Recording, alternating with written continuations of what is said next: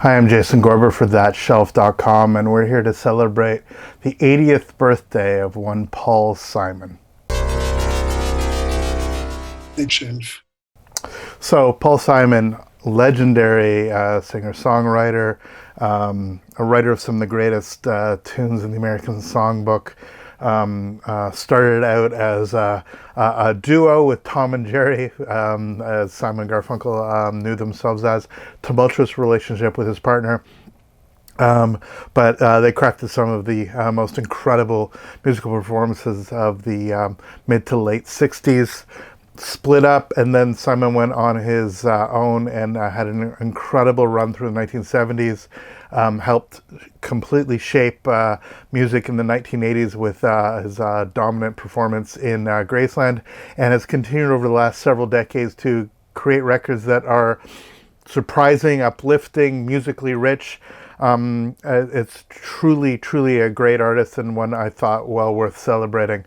It's funny, when you have the pantheon, you have the Rolling Stones, you have the Beatles, you have the Dylans of this world, but Paul Simon for me is absolutely up there with that sort of level of Joni Mitchell's, the Aretha Franklins, these giants, these legends of popular music, or at least this sort of folk rock, whatever we want to call it, boomer music, whatever it is. He's absolutely completely legendary. And I want to go through some of the releases that have taken place, both digital and on analog. So first things first, I'm going to look at a couple releases. These on vinyl. These are the same. This is sort of an interesting one. This actually came out when Paul went to England and recorded a number of songs. He basically had broken up with his partner Garfunkel, musical partner Garfunkel, went off to England and learned all kinds of stuff, learned how to Travis pick, learned instilled himself within the folk idiom of that was taking place in southeast England in and around London, and from there he recorded a whole bunch of songs, ostensibly for a solo album. Now, many of these songs, I Am a Rock, April Come She Will, would end up, Kathy's song would end up becoming Simon & Garfunkel's songs. This is a Canadian first pressing. This is a UK. You can see, if I'm not crazy, that is the Kathy's song. And the sort of more generic release that when Columbia actually finally came through with it. Ostensibly, what happened is a very long story. Many people know it, but Sound of Silence had been recorded. Tom Wilson, the producer, decided to put a bunch of instrumentation on it, turned it into a folk rock anthem, and suddenly the band had to come together. This actually happened more than once. A band had ostensibly broken up and had to come back together for a certain run after they'd already sort of had their divorce. I think of Tears of the Clown actually, quote unquote, forcing Smokey to go back with his Miracles. But nonetheless, what we got out of these sort of reconstituted Simon & Garfunkel were some of the most incredible albums that they ended up doing in their career. But there was always a pull for Paul, I think, to actually go in his own direction, right up to the last album, Bridge Over the Troubled Water, which is obviously one of his most majestic performances. We could go in on all the S&G stuff. That's sort of other pile, but here we're celebrating Paul being solo. When it comes to his first record, this would be this guy. So this is the first Paul Simon record, Mother and Child Reunion, Duncan, some just phenomenal stuff on here. I mean, I'm going to be super hyperbolic about a bunch of this stuff, but these albums truly are beautiful. This is just a sort of a regular release. This was the 180 gram release that they did as quote-unquote an audiophile version. And this is the DCC, the Steve Hoffman DCC version. Incredibly beautiful version of this record. You can see with the DCC label, that's how all of this one played out. So very much, I mean, there it is on the front, just showing off. It's Paul. It's just, that's it. We're not dealing with anyone else other than him doing his tracks. It really does sound not dissimilar to many of the things that you saw on Bridge Over Troubled Water. Stuff like Cecilia sort of leading the way about where Paul was ostensibly going to go in his solo projects, but still an amazing record to listen to. Then we have Still Crazy After All These Years. This is, I guess, a Canadian pressing at some point in time. This is the Record Store Day release. Where he started sort of fully leaning in to many of the sort of soul elements that would sort of define this period of his career. You had people like Richard T. playing the electric piano on the title track. Just absolutely beautiful, beautiful stuff. Now, there is the Mo-Fi version, the one step of this, the first of his solo album. We're supposed to be getting one other, but for now this is the one step. Yes, it's sourced from original analog tapes via DSD, but you know what? I don't care. It sounds pretty phenomenal. This compared to the DCC version is actually quite interesting. I think they're both fantastic, but they're certainly different. You can absolutely hear the difference down to mastering choices as opposed to any specific digital process, etc. You see how the the one step comes with this. The now revised Ultra One Step element, and inside here we just have the just normal outers. We don't get, like we did in the Simon & Garfunkel, sort of a funky photo of Paul from this era. But yeah, this is the mustache era of Paul. Still Crazy. Still an amazing record. Honestly, the opening track, that electric piano solo, is so phenomenal. So we're bouncing about here. We're not worried about entirely being in exact chronological order. Some of my order is a little bit of a mess. But nonetheless, we had one of his first, his first solo live album, Live Rhymen, with Urubama and the Jesse Dixon Singers. Again, leaning into the gospel and world music element. This is a Japanese pressing. This is a Canadian pressing. Very a wonderful show, and when he does sort of the solo acoustic stuff, especially the Simon & Garfunkel stuff, you really see him leaning into it. It's actually really quite lovely. Then we have There Goes Rhymen Simon, again the DCC version, the Hoffman DCC version, and the Record Store Day version, which actually opens as a gatefold. Inside you have all kinds of excellence. Very nostalgic record. Not quite as nostalgic as he was about to get with Hearts and Bones, but stuff like St. Jude Comet, tenderness. I mean, there's a sweetness to there. One Man's Ceiling is another man's floor. I really love, but American Tune is sort of his incredible anthemic song. It's really, really quite stunning, and something that he performed at many important occasions, including, I'm pretty damn sure it wasn't a Boxer, but it might have been American Tune as well, that he played on SNL after 9/11. Regardless, he certainly performed it more than enough times at important events. It's a really beautiful, solemn, somber anthem to a country which he realizes has all kinds of issues, but still has a sense of beauty that he actually holds on to. We then have, we talked about the Paul Simon Live. This is sort of a weird one. It's sort of bouncing back and forth. This is an actual Laserdisc, Paul Simon Live, 7-day loan here. This actually bought from a library when they're sort of no longer using it. And it has stuff like Beely and Julio, Still Crazy, Ace in the Hole, but also has some of the later records from things like Still Crazy, 50 Ways to Leave Your Lover, and again, Sound of Silence closing it off. So that is an interesting live recording on Laserdisc that I'll show some of the other digital elements. We then have his movie, One Trick Pony, the soundtrack to the film. This is a Japanese audiophile release. This is a regular Canadian pressing. Late in the Evening is the opening track on this. One of his sort of definitive songs, certainly live. Other than that, there's not a ton of songs off of this that people responded to super heavily. I think it's certainly a sort of a mid-level record of him. But even if you actually go through this, there's plenty to absolutely adore in it. Now here's a record which is a divorce record, essentially a split-up record. One that is, I think, really underappreciated. It is absolutely one of my favorites, actually, and that's Hearts and Bones. This is early 80s. It has one of my favorite lines that he ever wrote in the title track, 101 and a Half Wandering Jews, when he was talking about his relationship with Carrie Fisher. It's just such a beautiful, poetic way of describing the two of them and the tumultuous relationship they had.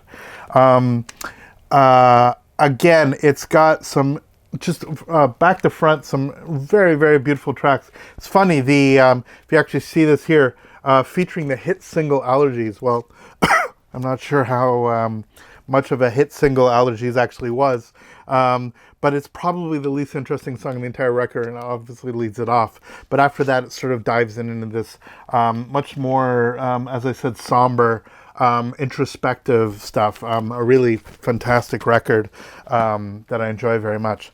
Now, again, that didn't do very well. One Trick Pony didn't do very well, and so he was sort of a little bit at a loss and decided, I'm going to go to South Africa and make this record that you guys may have heard of.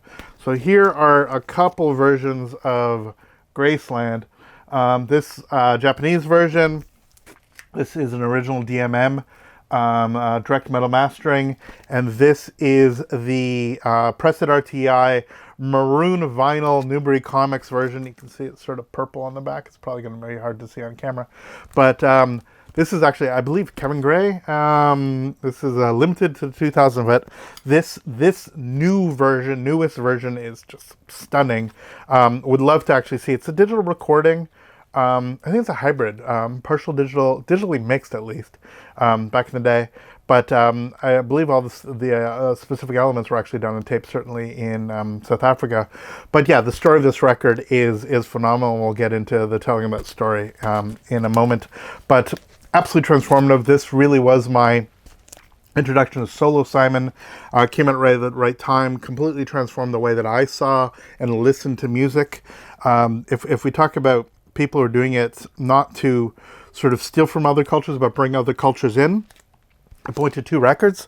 I point to Harry Belafonte doing Havana Gila on the live at Carnegie Hall, and I point to Paul Simon's Graceland. A little bit Sting, a little bit David Byrne, but definitely this album was one which was so supremely transformative of my understanding of things outside of my comfort zone in terms of musicality, and seeking out other sounds in other regions to actually draw upon. Not only South African, but obviously the Clifton Chenier stuff, the New Orleans element that's in here. Look, the drama with Los Lobos is very well documented if you wish to look it up. But that complication aside, this really is a record that was done with love of specific musicians and musicianship, and it's truly one of the great records ever made. You then have something which is relatively challenging to get on vinyl, which is the Concert Central Park. They quite famously did a concert with Simon and Garfunkel. This is Paul Simon's solo, and the band that he's doing it with is just preposterous. Who do we have here? We have Michael Brecker on horns, of course, Steve Gadd, the ubiquitous Steve Gadd, Richard T., the unbelievable pianist that worked with Steve Gadd for thousands of records, but also is the one that did the Still Crazy solo. Actually, his solo on this one is my favorite version of it. Then we got people like Vincent Aguni and Ray Fury. We have Tony Cedras, Armand Sabaleko, John Solowane, Barney Rabene, Rachabene, sorry, and then a number of other artists, percussion and stuff like that. So you basically have people here. This is right after essentially some of the Rhythm of the Saints record, which I'm about to show. But this live record is just so phenomenal, and the incorporation of elements of his 70s band, elements of his Graceland band, and elements of the Rhythm of the Saints band all put together. This is truly an amazing live concert that I am really pleased to have the recording of. Speaking of Rhythm of Saints, again, I told you the order is a little bit funky here, but the follow-up of Graceland, ostensibly a new band, or at least a new incorporation of band. Some carry over. People like Bakiti Kamalo, I think, shows up partially on this, but Vincent Guni being the main addition here, the incredible guitarist, Cameroonian, I believe. And this record, he goes to Brazil. The opening track is just stunning. But there's so much, again, another world music travel log, but with Paul Simon's impeccable storytelling. For many people, this is considered actually his greatest record. And this one I absolutely find stunning record. Okay, as we're looking there at the Rhythm of Saints, here's one of those tracks from that record, Proof. This is a 12-inch single. Actually, I don't have many of these from Paul, but it is a pretty hilarious photo of him. And on the other side, what else we got in here? We have Proof, and we have on the other side, Cool River, an American tune. I believe live versions of these on this recording. But yeah, just have more nonsense in the collection. 12-inch single of Proof. Then we have a record which is very hard to find on vinyl, and it's a fascinating project. I gotta say, super complicated. Would definitely ask even more questions now than it did, but in some ways, I believe people might actually be slightly more receptive in a funny way. I think they'd be really pissed off that he's doing it, but if the storyline actually came out, I think people would actually find it all the more compelling. Songs from the Cape Man. So this is the Paul Simon version. This is the actual release soundtrack. They eventually did release the full cast recordings available on digital. It's a bit of a mess narratively, but this is something that he spent years on, working with some incredible collaborators. Look, it's produced by Oscar Hernandez, who wrote the book with him, and Roy Halley, his usual producer. So this version, obviously, it drops words which, a lot of people think that should probably not come out of the mouth of an old Brooklyn Jew. But the way he's telling the story and the sympathy that he actually has for his central characters is quite remarkable. There's a lot in here of 1950s, 1960s Puerto Rican, New York relations, the way that the media actually responds to the true story, and I would very, very, very much love at some point in time somebody like a Lin-Manuel, who's sort of been championed as the sort of the heart of the Broadway theater when it comes to Puerto Rican identification and the elements that he actually brings to the stage. For somebody to take another look at this, because I think musically it's incredible. The use of the Caribbean sounds mixed in with the doo-wop, the collision, the questions it asks, the story of the mothers. It's all really, really quite stunning. And again, an absolutely underappreciated part of his. It was just considered just an absolute disaster. I think it closed after 6 days of Broadway. But the result is like some tracks that I think are absolutely really, really stunning. Whether or not they worked on stage is a whole nother thing. But as they work on a record, this is actually a really pleasing thing to listen to, recognizing the context and the impetus for what it's done. Again, there's a certain hubristic quality of Paul Simon, which is undeniable. He goes to South Africa when lots of people told him not to go to South Africa. He goes to Brazil and sort of adopts many of their elements. And here he is taking upon himself of taking on the story of criminal justice and the challenges that were taking place at the time with the communities. But he did so, he surrounded himself with some amazing collaborators, and it's actually the voices and the impact of those collaborators that I think really shines on these records, which is why this one is definitely worth your time seeking out. Here's another one which is totally underloved. I adore this record. You're the One, very hard to find on vinyl. This was came out in the early 90s, so right when people were not buying this stuff on vinyl.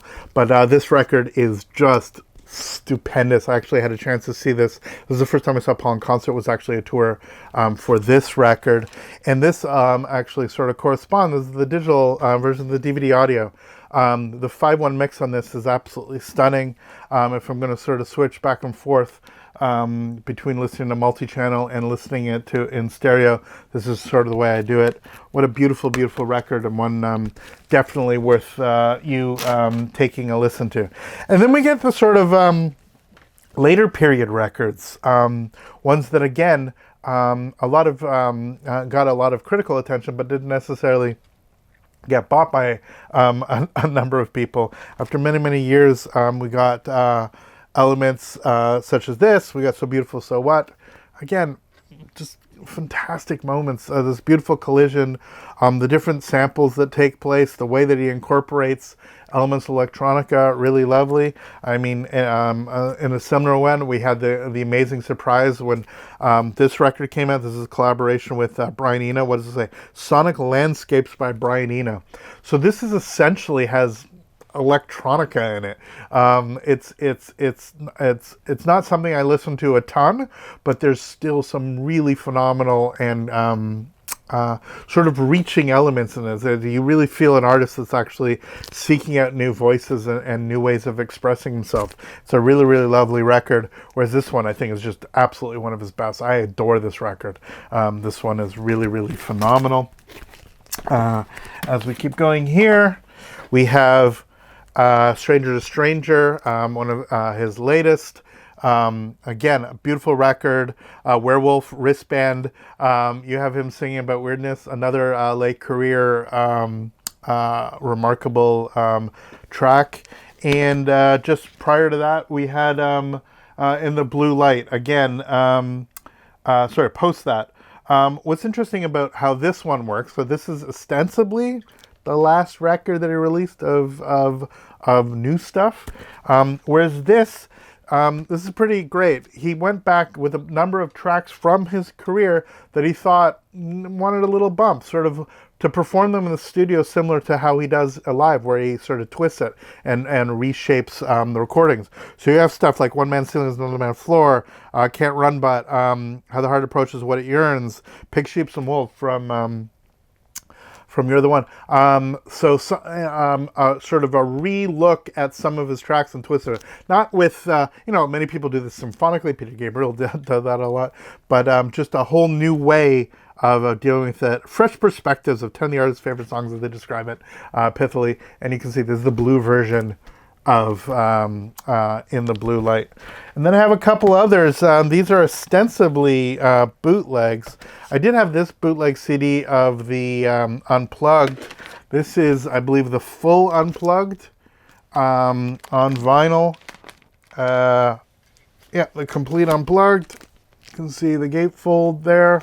Paul doing his MTV Unplugged back when they actually had music on MTV. And then we have this, which is Kodachrome at the Tokyo Dome. Again, a bootleg Japanese broadcast from 1991. It's actually a really good sounding FM recording. And that is my Paul Simon vinyl collection. We then have, as I was sort of hinting at, some of the digital stuff. We have all of his stuff on CD. There's Cape Man. There's the So Beautiful, So What. Surprise. We have the deluxe edition of Stranger to Stranger, which actually includes bonus tracks not on the vinyl. Horace and Pete, Duncan live from Prairie Home Companion, Wristband live from Prairie Home Companion, Guitar Piece 3 demo, and New York Is My Home by Dion and Paul Simon. That's on the bonus edition of Stranger to Stranger. Live Rhymen. We have that concert in Central Park we talked about. Paul Simon First. There It Goes. Still Crazy. One Trick Pony. Hearts and Bones. Graceland. And Rhythm of the Saints. So that's the sort of CD list. And then we'll look at some of the concert documentaries and other films. So again, live from the You're the One era. This is the tour I saw. This is a really, really phenomenal show, and it fills me with a great deal of memory. This is the Simon Garfunkel live. That's sort of a cheat that we include both of them, but that was definitely during the Paul Simon era when Simon Garfunkel sort of did another concert in Central Park. This is Paul Simon and Friends, A Night of Gospel Glory. again, not the best thing ever, but pretty interesting, and sort of his way of showcasing a number of artists and bringing people up. I mean, you have Jennifer Holliday here. You have the Oak Ridge Boys, for God's sakes. Edwin Hawkins. I mean, God, I love Edwin Hawkins.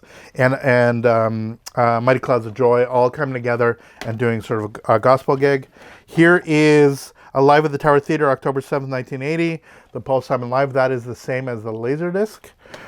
You have another Paul Simon and Friends. This is the Gershwin Prize for Popular Song.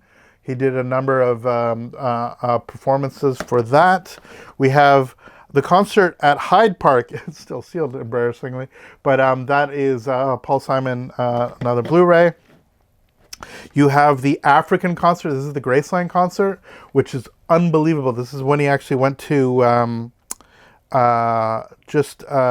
brought the tour to Africa, got to perform just outside of South Africa. But Miriam Makeba is so amazing. This Hugh Masekela, Lady Smith, Black Mambazo, and this truly was a sense of bringing his many of his performances that had been playing the world stage back to an African audience. It's a really, really amazing concert, and that concert forms the basis in many ways for some of the elements that take place in this, which is Under African Skies. This is Joe Berlinger's documentary. I think many people now have been following Berlinger with many of his true crime stuff. That goes back in the day.